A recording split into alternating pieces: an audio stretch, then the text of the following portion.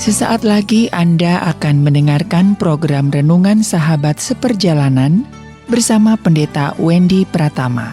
Selamat mendengarkan.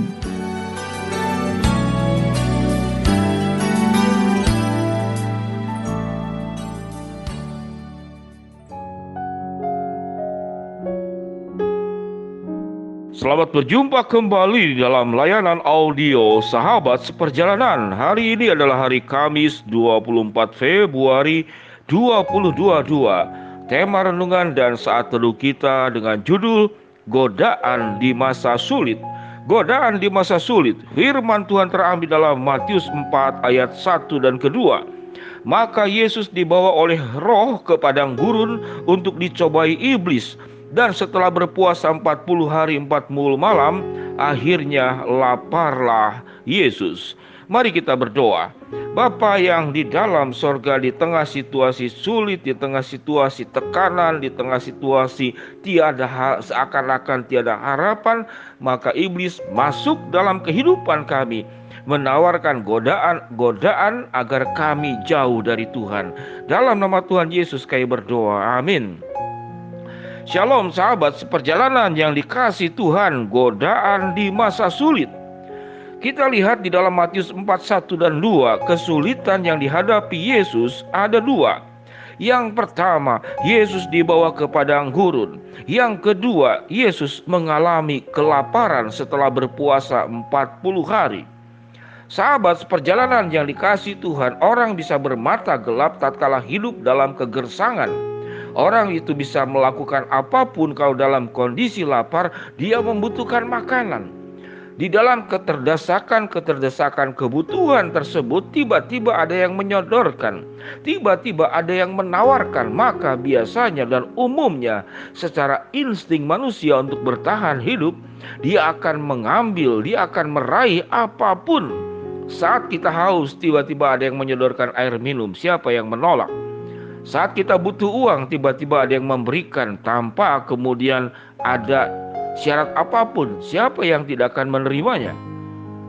Tatkala kita sendiri, tiba-tiba ada yang mau mendekati kita menjadi sahabat buat kita. Siapa yang akan menolaknya? Sahabat seperjalanan, di atas segala sesuatu kegersangan hidup kita, kita mengalami lapar tidak hanya dalam artian makanan, tapi dalam artian kekurangan dan kita sedang punya kebutuhan mendesak. Maka ada satu janji Tuhan yang memang Tuhan sediakan. Namun iblis pun berlomba-lomba datang pada saat kita mengalami kesulitan. Iblis pun ada dekat dengan kita pada saat kita mengalami kegersangan hidup di padang gurun. Iblis pun ada dekat dengan kita tatkala kita mengalami kekurangan, tidak hanya masalah lapar, tapi masalah kebutuhan lainnya. Dan iblis menawarkan bagaimana supaya Yesus mengubah batu menjadi roti, bagaimana supaya Yesus menjatuhkan diri dari bubungan bait Allah, dan malaikat akan menatang dan menolongnya. Dan iblis menawarkan kerajaan dunia, semuanya akan kuberikan kepadamu dengan satu syarat. Asal engkau menyembahku, itu kata iblis dan itu kata setan. Sahabat seperjalanan, godaan terbesar daripada iblis adalah agar fokus kita beralih daripada fokus kebenaran firman Tuhan, fokus kepada Tuhan, kesetiaan dan iman kita kepada Tuhan.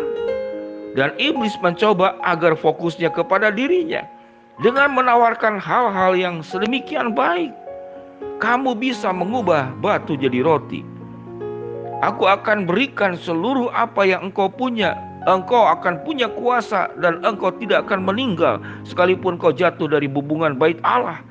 Kerajaan dunia ini aku akan berikan kepadamu. Maka tawaran-tawaran iblis akan begitu mirip dan sama dengan janji firman Tuhan. Apa yang firman Tuhan katakan? Kalau engkau kekurangan, aku memberikan. Kalau engkau mengalami kecelakaan, jatuh dari atas, aku pun bisa menolong engkau.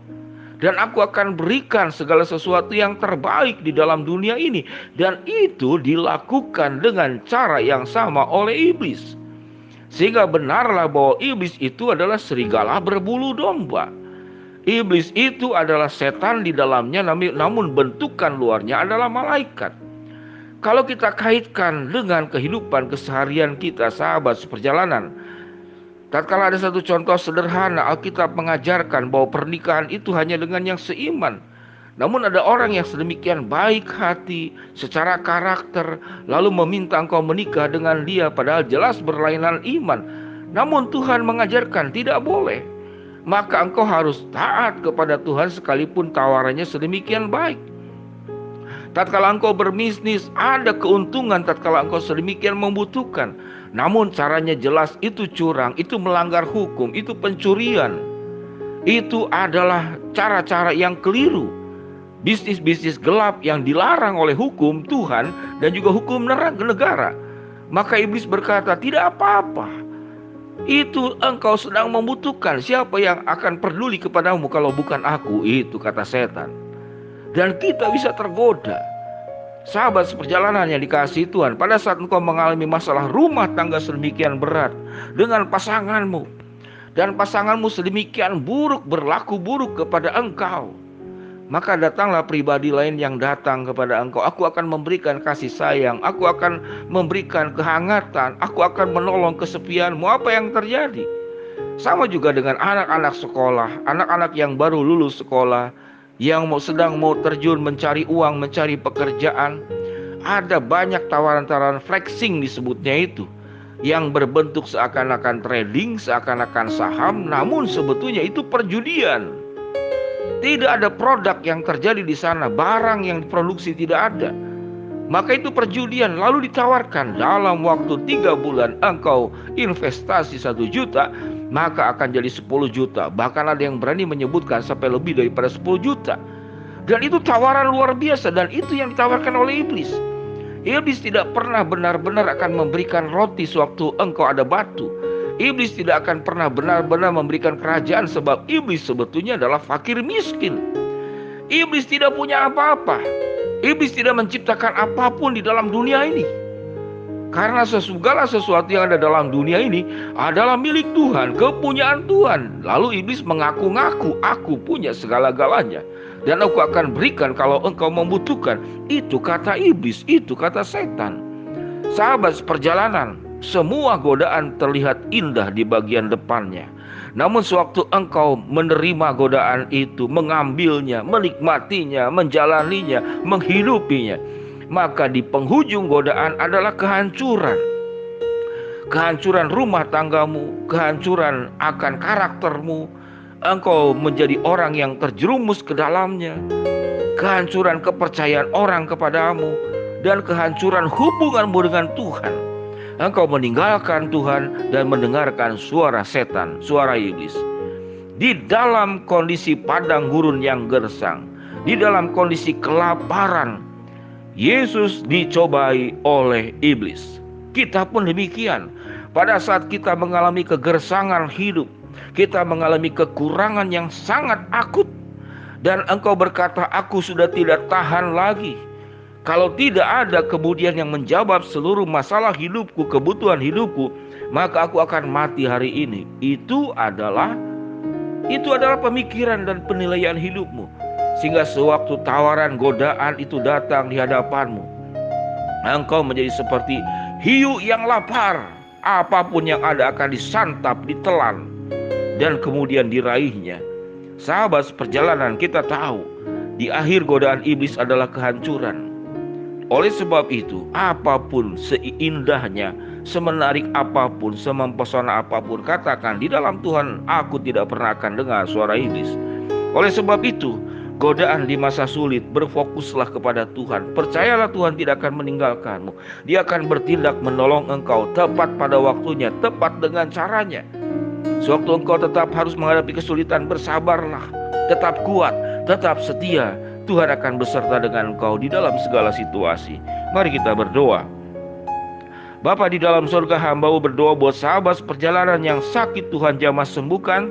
Sahabat seperjalanan yang sedang menghadapi masalah, Tuhan bukakan jalan. Yang sedang kekurangan, yang sedang ada di padang gurun, kekeringan, Tuhan akan cukupkan dengan cara-Mu yang ajaib. Dalam nama Tuhan Yesus kami berdoa, amin. Shalom sahabat seperjalanan, Tuhan memberkati kita semua, amin.